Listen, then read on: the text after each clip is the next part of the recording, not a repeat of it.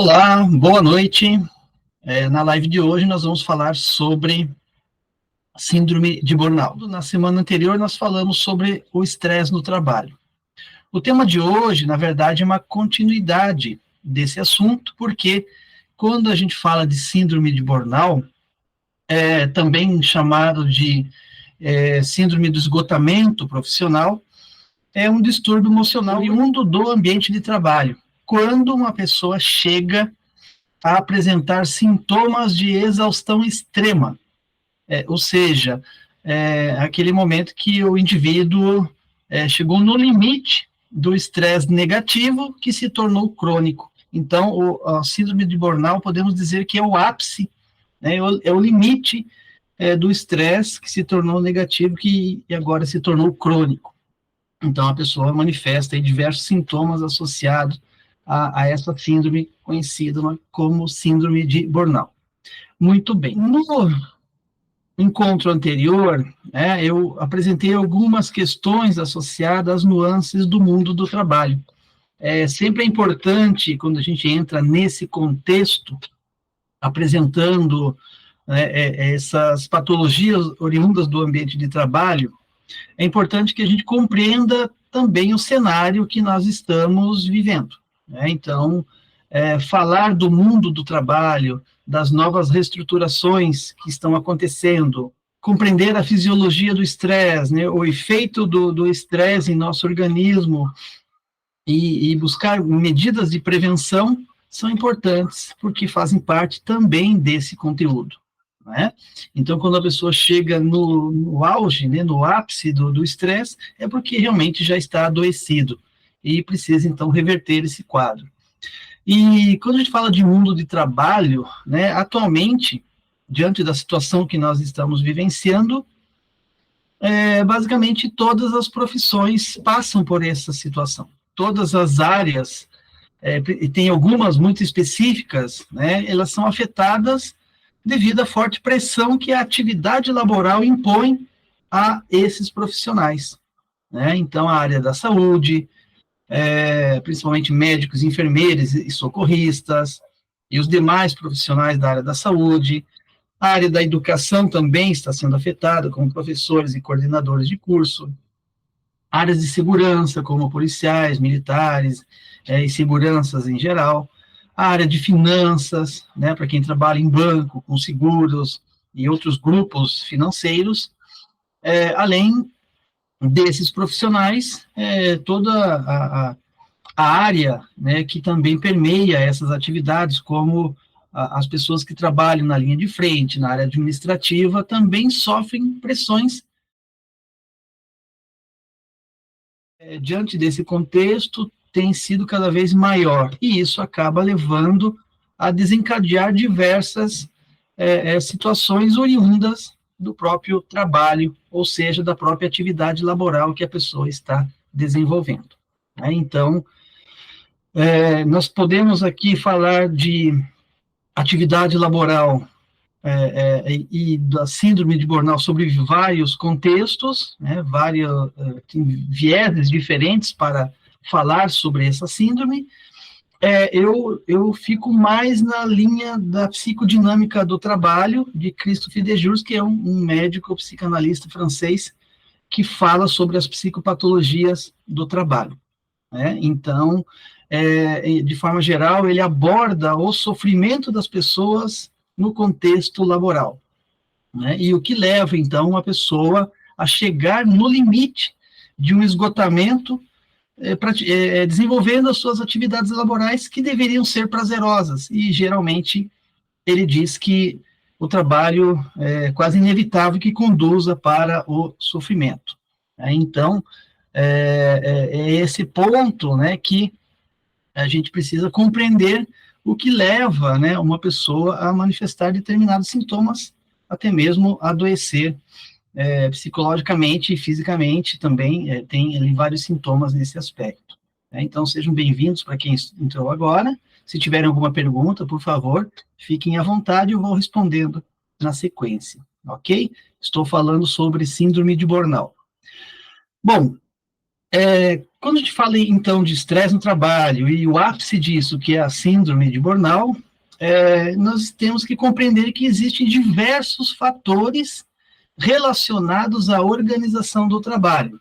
Ou seja, a organização do trabalho é a forma como as pessoas vão desenvolver as suas atividades, a forma como a empresa está estruturada, e a forma como as pessoas geram expectativas ao desempenhar as suas atividades. E isto está associado a diversos fatores, como, por exemplo, o estilo de gestão, a cultura da empresa, se esse clima é positivo ou não. Geralmente, então, é tudo voltado para o viés negativo. O clima é negativo, o clima é tenso, não dá para as pessoas participarem das decisões da empresa, as pessoas não têm autonomia para tomada de decisões, não têm liberdade para falar, não têm liberdade para expor as suas reivindicações, o trabalho em equipe é péssimo,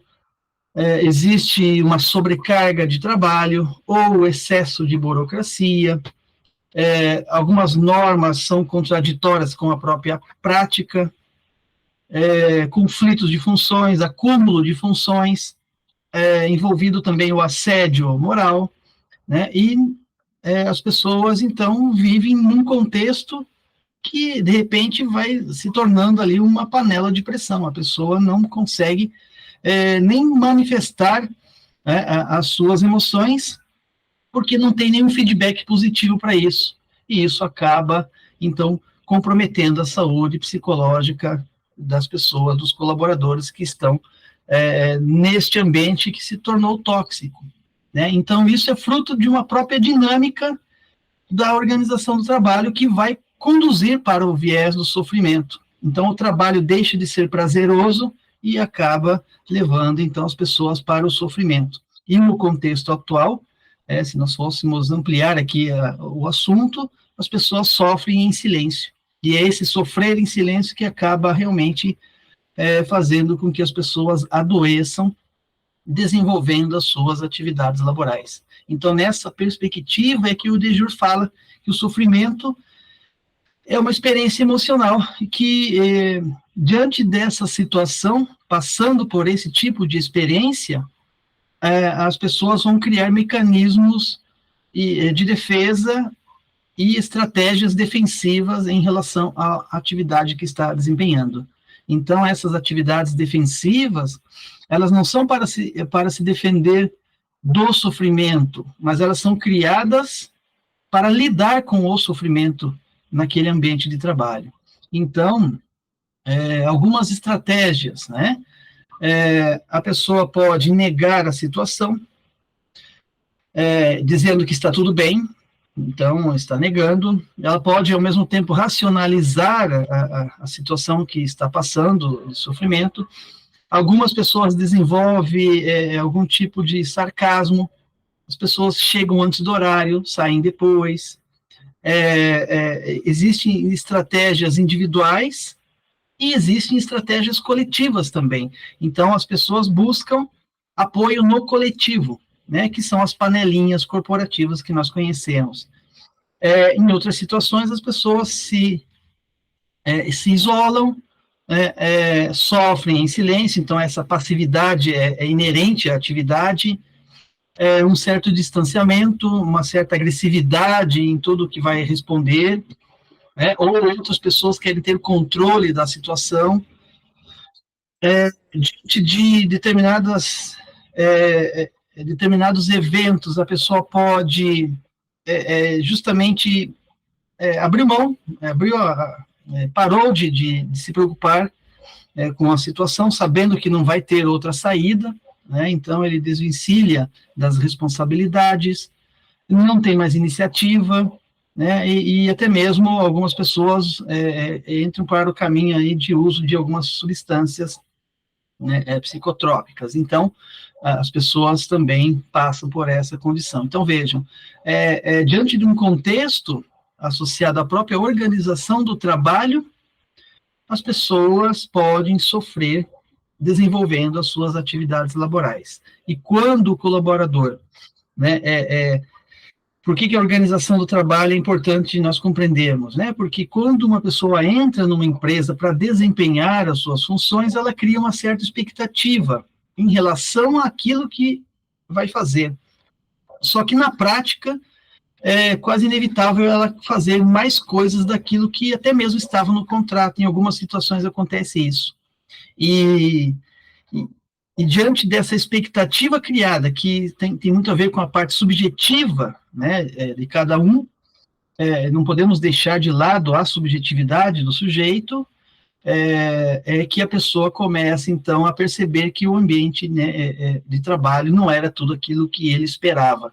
Então, aquela expectativa no começo começa a se tornar um motivo de frustração, e a frustração conduz aí também para o sofrimento diante do próprio ambiente organizado no trabalho, que está associado à pressão, à cultura, como eu falei, à própria liderança, às vezes a equipe, e se todo esse conjunto de fatores associados à organização do trabalho, se isso for tóxico, né, que essa palavra também é usada muito atualmente, além disso, agregado à falta de recursos para executar a tarefa, né, ou até mesmo a falta de reconhecimento, que é um fator saudável, pode ser aí um caminho inevitável para que o indivíduo percorra, né, o viés do adoecimento laboral. E tudo isso, mais a própria fragilidade do corpo do indivíduo, né, a fragilidade psíquica de suportar determinadas pressões, levam ao esgotamento emocional, ou seja, é muito viável que a pessoa aí adquira uma síndrome conhecida como esgotamento profissional ou síndrome de burnout, né? E chegando nesse contexto, o aparelho psíquico, né, ele paralisa, né? Esse termo aparelho psíquico, né, a paralisação do aparelho psíquico é um termo adotado pelo próprio de Jure, que ele fala justamente isso, né, que toda a organização do trabalho causa um enorme impacto na saúde emocional do indivíduo, ou seja, causando impacto no aparelho psíquico.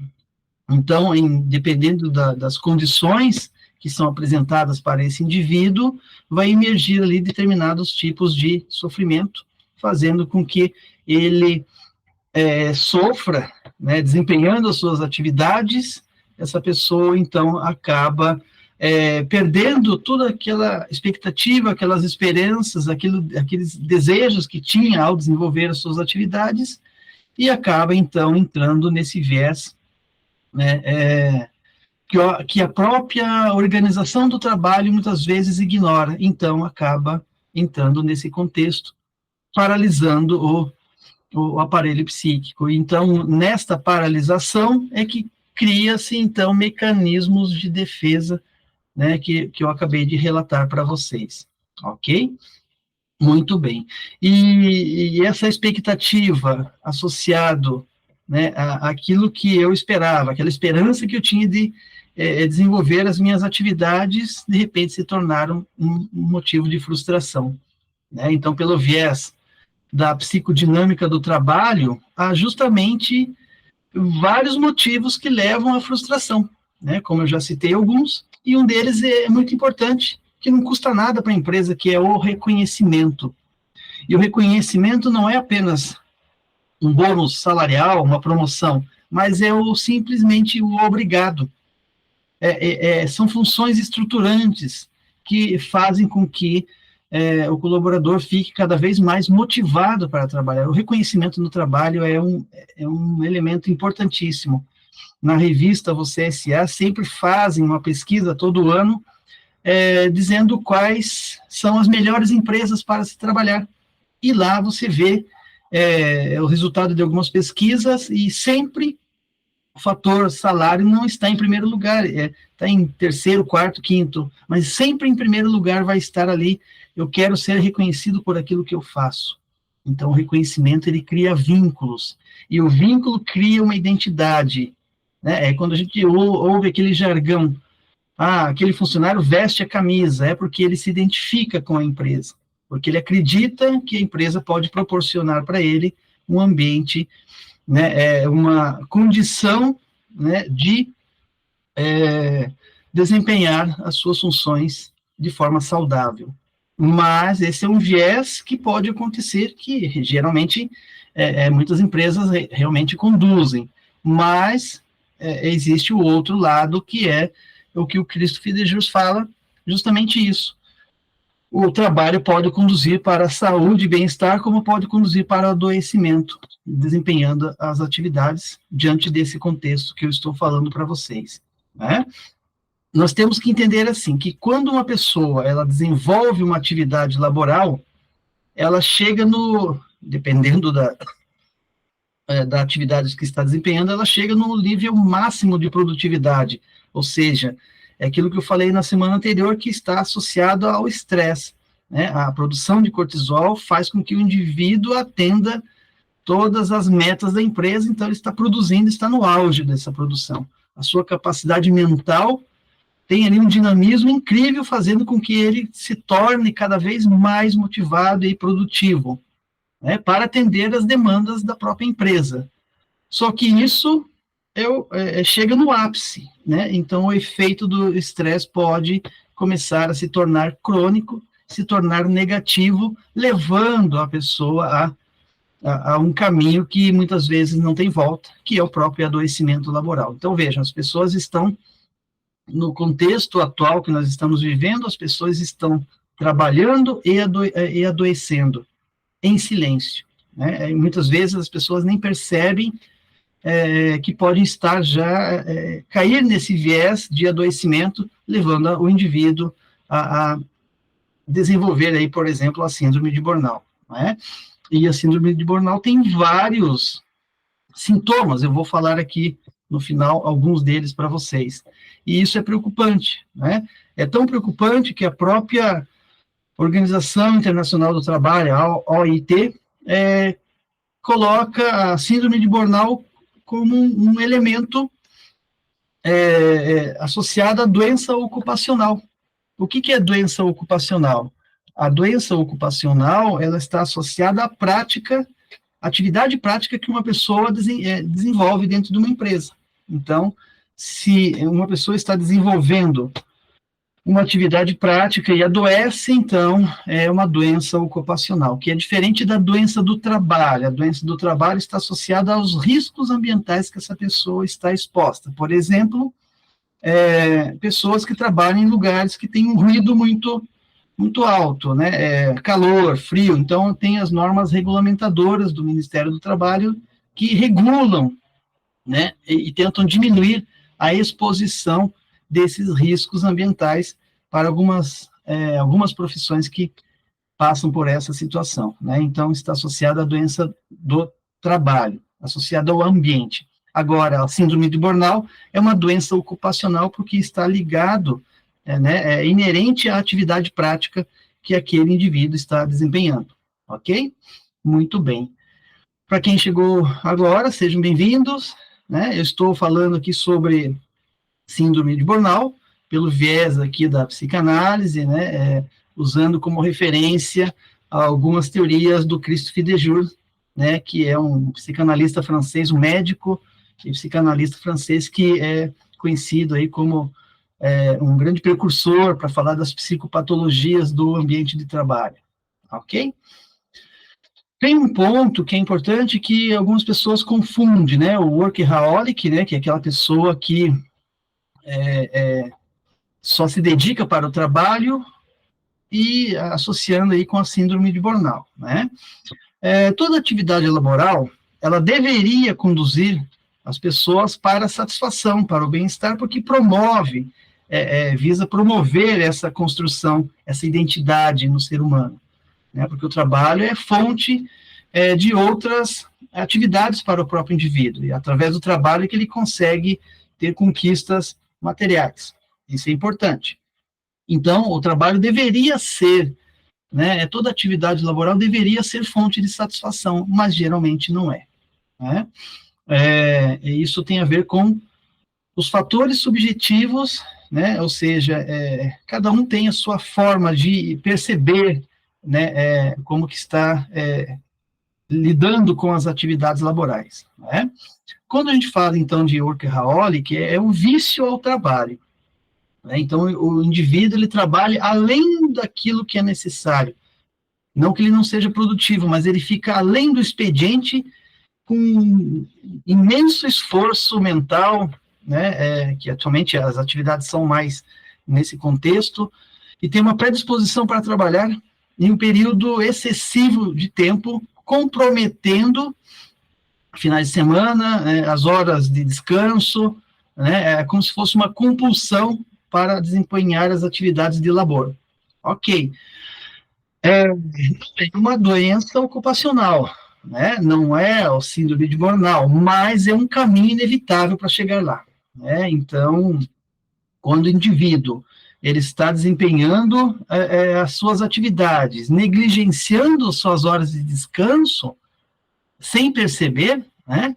Porque ele está ali no auge da sua produção, porque ele está realmente comprometendo, digamos assim, a sua qualidade de vida, né? Então, ele faz isso para atender a demanda organizacional, trabalhando de forma excessiva.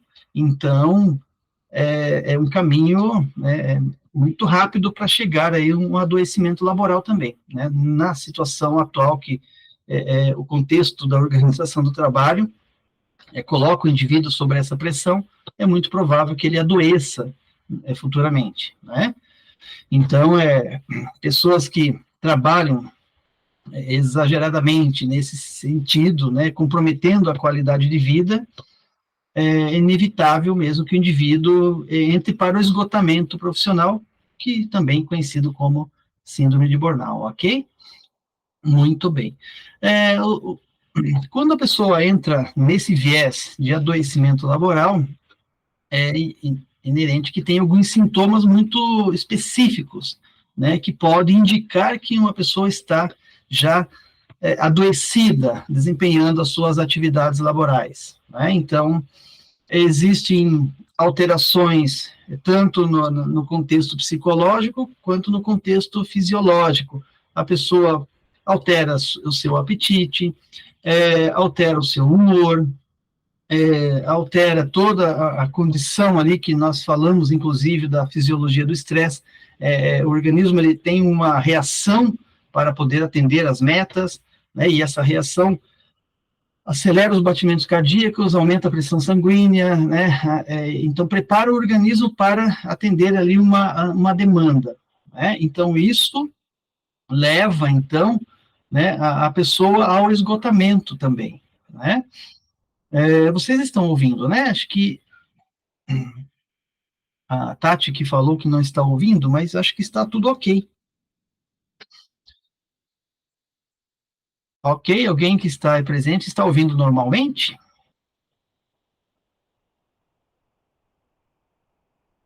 Ok, então vou continuar.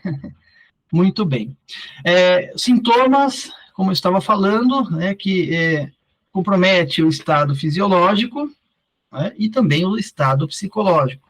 Então, cansaço extremo, cansaço físico e mental, as defesas psicológicas, como eu já apontei para vocês, né, algumas, dependendo da fragilidade da pessoa, as pessoas podem entrar na depressão, né,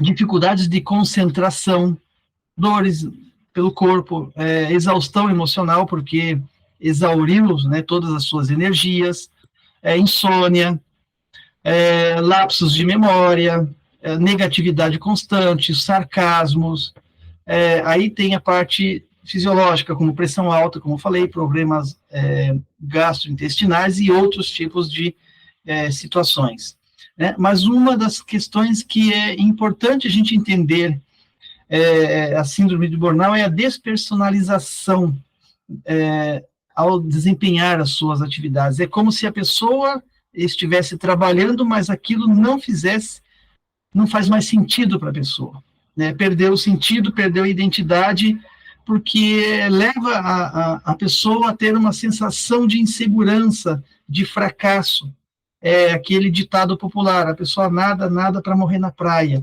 É como se a pessoa no ambiente de trabalho estivesse aplicando-se, né, dando o máximo de si, mas nunca é reconhecido por N fatores que eu já citei, levando a pessoa, então, a uma desesperança, perdeu o sentido do trabalho, o trabalho ficou alienado, banalizado, porque não faz mais sentido para a pessoa. Às vezes ela só permanece naquela situação por N outros fatores, né? Porque muitas delas é porque precisa do dinheiro para pagar suas contas, mas a pessoa está cada vez mais afundando, né, nesse contexto. Então, quando a pessoa chega nesta condição de despersonalização, sendo que o trabalho deveria conduzir para criar uma identidade, a pessoa perde a sua identidade, é porque realmente está muito adoecida. E aí leva a sentimentos de incompetência, ineficiência. A pessoa é super inteligente e sabe fazer, mas a sensação é esta, é como se ela fosse incapaz para desempenhar as suas atividades laborais. É essa sensação que fica, e esta é uma condição aí para a gente entender que a pessoa realmente está muito adoecida no ambiente de trabalho, desempenhando as suas atividades laborais. Né? Algumas perguntas eu vou fazer para vocês refletirem, e essas perguntas têm a ver com a síndrome de burnout. Né? Então, veja, vou pegar aqui para vocês verem, né? Vou citar algumas. A burocracia toma grande parte do tempo do seu trabalho. No seu trabalho há um clima de intimidação e submissão. O ambiente de trabalho ele é tenso. Os amigos do gerente é que se dão bem, né? Não há um clima de confiança em seu trabalho. Você tem que tomar cuidado com o que você faz, com o que você diz, porque você está coagido, né? E você tem a sensação de ser a vítima da vez no seu local de trabalho. Você perdeu a energia, né? Aquela vontade de trabalhar, a energia você perde depois de um dia de trabalho. Você já acorda cansado antes de ir trabalhar. Você já não tem mais ânimo para fazer nada, né? Outras coisas, né? Que antes te davam prazer. Nota que você tem evitado contato nos relacionamentos, principalmente no trabalho. Eu tenho me tornado mais insensível aos problemas das pessoas no ambiente de trabalho. Então, essas são algumas perguntas, né, de um teste que é feito para identificar se a pessoa está adoecida no seu ambiente de trabalho. Então, é só para vocês perceberem que quando a organização do trabalho leva para esses questionamentos e a resposta justamente respondendo ali de forma negativa, é porque realmente alguma coisa está preocupante nesse ambiente de trabalho, né? Então, todo profissional que sentir qualquer sensação ali de desconforto, qualquer sensação de sofrimento, de despersonalização, daquilo que realmente a pessoa está sofrendo em silêncio, é um ponto de atenção que precisa ser revisado, né? Então, todas essas questões que eu estou levantando aqui para vocês, é evidente que não podemos dispensar os cuidados médicos, porque é a medicina que vai, né, dar ali o aval, né, para vocês em relação à sua saúde física. Mas a síndrome de burnout, associado aqui à condição psicológica e esgotamento, né, de desânimo, chegando à exaustão emocional, tem a ver com fatores psicológicos, né?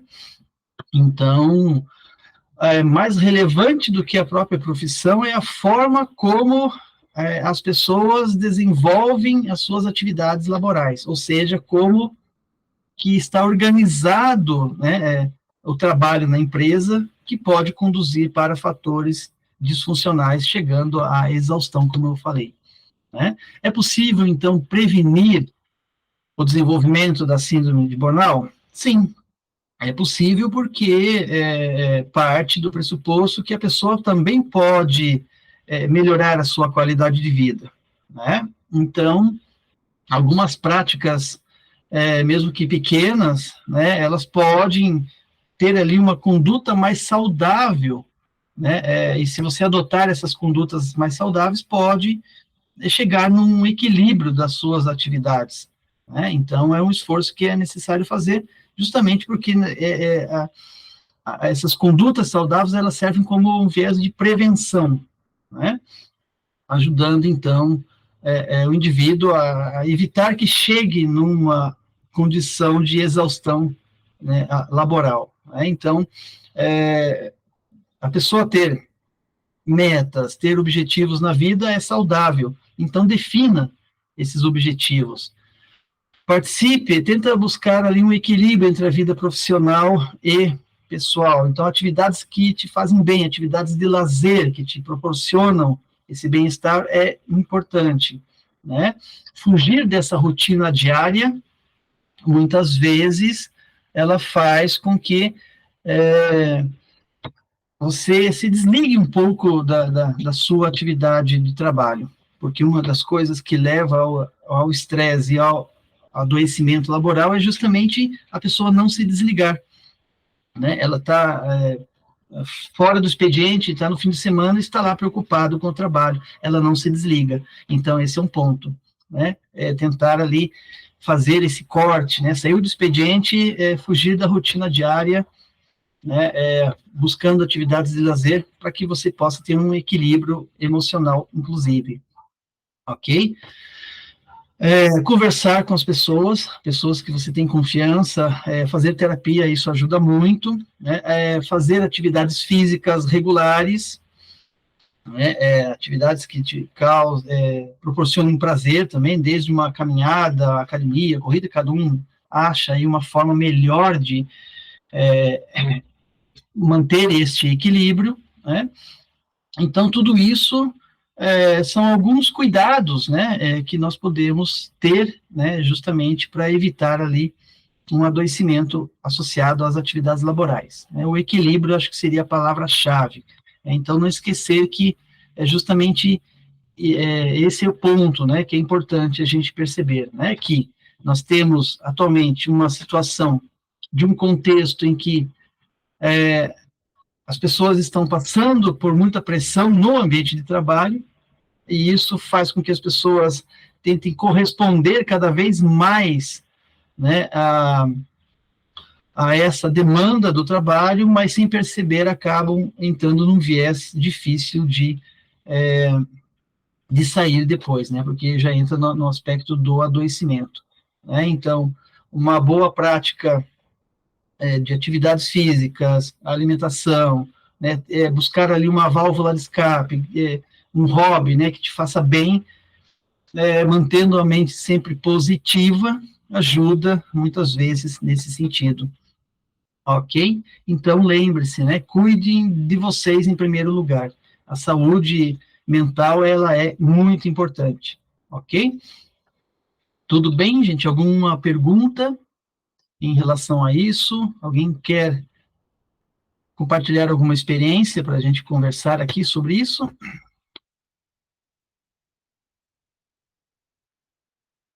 Tudo bem?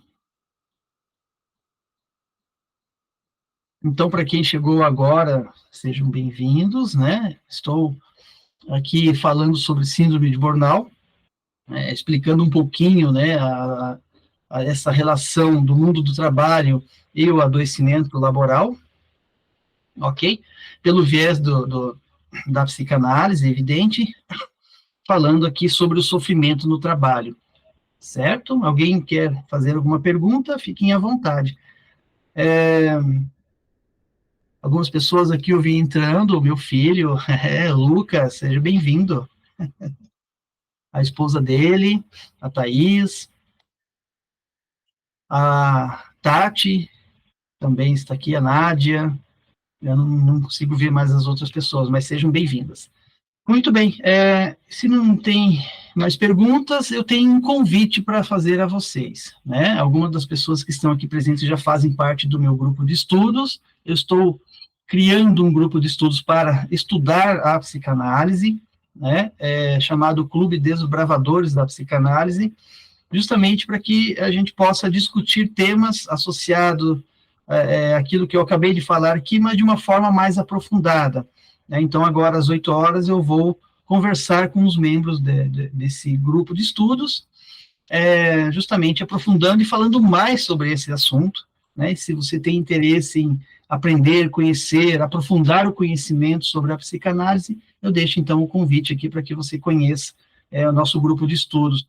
Para qualquer pessoa que tenha, né, que seja entusiasta da psicanálise, que esteja estudando a psicanálise, ou psicologia, ou outros cursos, que queiram compreender mais sobre a mente humana, né? Então, qualquer pessoa pode fazer parte desse grupo de estudo, desde entusiasta, como estudantes e profissionais também, para que a gente possa discutir a clínica, ok?